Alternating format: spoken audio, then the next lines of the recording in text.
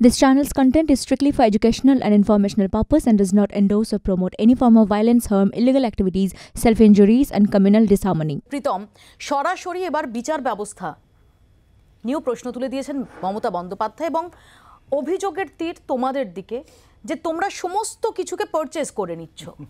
আসলে মমতা ব্যানার্জি উনি কনস্টিটিউশনটা যে শপথ নিয়ে মুখ্যমন্ত্রী শপথ নিয়েছিলেন সেটা ভুলে গেছেন, ক্রমশ মিথ্যে কথা বলে। একটু আগে একজন বলছিলেন, উনি ঠিক কথা বলছিলেন, অসত্য মিথ্যেবাদী একজন মুখ্যমন্ত্রীকে দুর্ভাগ্যবশত আমরা পেয়েছি। উনি ভারতবর্ষের কনস্টিটিউশনটাকে তো শপথ নিয়ে করেছিলেন, তো উনি সেদিনকে বলছিলেন কি বিচারের বাণী নীরবে নিবৃতে কাঁদে। আসলে বিচারের বাণী চিৎকার করে বলছে যে মুখ্যমন্ত্রী চোর চোর চোর।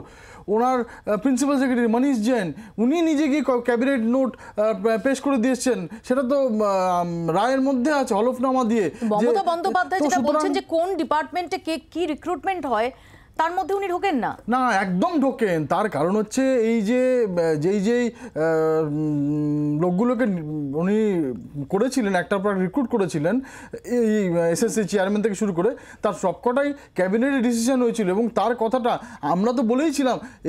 এছাড়া ওনাদের যে ক্যাবিনেটের মন্ত্রী ববি হাকিম তিনি নিজেও বলে দিয়েছিলেন যে তার ডিসিশন সবকটাই ক্যাবিনেটে নেওয়া হয়, তো ক্যাবিনেটের মাথায় মুখ্যমন্ত্রী নিজে স্বয়ং বসে হচ্ছেন।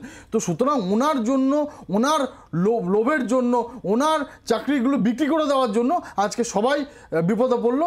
এতগুলো বছর, আজকে প্রায় 9 বছর এদের থেকে হারিয়ে গেল, তো এর দায় মুখ্যমন্ত্রী নিতে হবে। আর ভাবুন এই 8-9 বছর ধরে যারা সাদা কাতা শূন্য পেয়ে তারা যে ভবিষ্যৎ প্রজন্মকে পড়ালো তার দায় কে নেবে?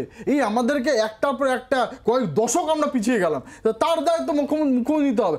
মুখ্যমন্ত্রী মনে আছে এর আগে মুপিয়াদি যে উনি এনডিএ জমানায় একটা কফিন কেলেঙ্কারি বলে একটা অভিযোগ উঠেছিল, পরে ইউপিএ আমলে সেই অভিযোগ সিবিআই খারিজ করে দেয়।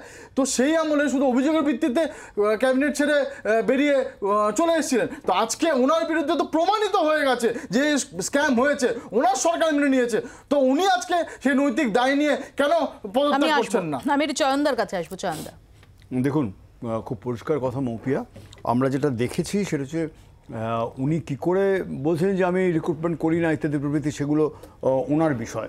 সরকারের প্রধান হিসাবে উনি সব প্রসেসটাই জানেন। যদি নাই জানতেন 2019 সালে কী করে ওই কমিটি তৈরি করেছিলেন?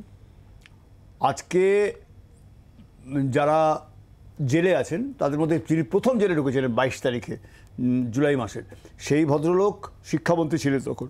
তিনি 4 বার অনশনকারীদের সঙ্গে বসেছিলেন। বসবার পরে একটা কমিটি তৈরি হয়, যে কমিটি রিক্রুটমেন্ট নিয়ে যা যা অভিযোগ আছে সেগুলোর ফয়সালা হবে বলে করবেন বলে সেই কমিটি তৈরি হয়। এই মনীষ জৈন যার কথা বলছিল, মনীষ জৈন সেই কমিটিতে ছিলেন। পরবর্তীকালে যখন সুপার নিউমারিক পোস্ট দিয়ে যে বেআইনি রিক্রুটেড টাকা দিয়ে চাকরি কিনেছেন যারা, তাদেরকে রিহ্যাবিলিটেট করার চেষ্টা যখন হচ্ছিল, সেইটা এতটাই ফেটাল হয়ে গেল, সেটা এতটা বুমেরাং হয়ে গেল, তার ফলে এখন উল্টোপাল্টা বকছেন। টাকা দিয়ে যারা চাকরি কিনেছেন তারাও বিপদে পড়ছেন, যারা টাকা নিয়ে চাকরি বিক্রি করেছেন তারাও বিপদে পড়ছেন। এই দুটো ক্ষেত্রেই স্টেক হোল্ডার হচ্ছে তৃণমূল কংগ্রেস। সে কারণেই মমতা বন্দ্যোপাধ্যায়কে এই ধরনের কথাবার্তা বলতে হচ্ছে। 1, 2 যেটা আমি যুক্ত করতে চাইছি সেটা হচ্ছে যে বারবারই একটা প্রসঙ্গ আসছে, অনেক নিরাপদ মানে যোগ্য শিক্ষকের চাকরি চলে গেল এর ফলে। যখন যোগ্যতামান উত্তীর্ণ শিক্ষকদের মেরিট লিস্ট চাওয়া হয়েছিল, প্রার্থীদের মেরিট লিস্ট চাওয়া হয়েছিল, মেরিট লিস্ট দিতে তো এসএসসি ব্যর্থ হয়েছিল। 1-বার নয় 7বার চাওয়া হয়েছিল, ব্যর্থ হয়েছিল। যদি মেরিট লিস্ট চাওয়া হতো, আজকে আমরা শুনতে পাচ্ছি সোশ্যাল মিডিয়াতে নাকি ওএমআর শিট মেসেঞ্জারে আপলোড করা হচ্ছে। ওই ওএমআর শিটগুলো যদি জমা দিয়ে দিতেন সেক্ষেত্রেও কিন্তু ট্যালি করার সমস্যা হতো, কারণ এসএসসি ওই ওএমআর শিট ডিস্ট্রয় করে ফেলেছে। বাংলার আওয়াজ, বাঙালির আবেগ, জি 24 ঘন্টা।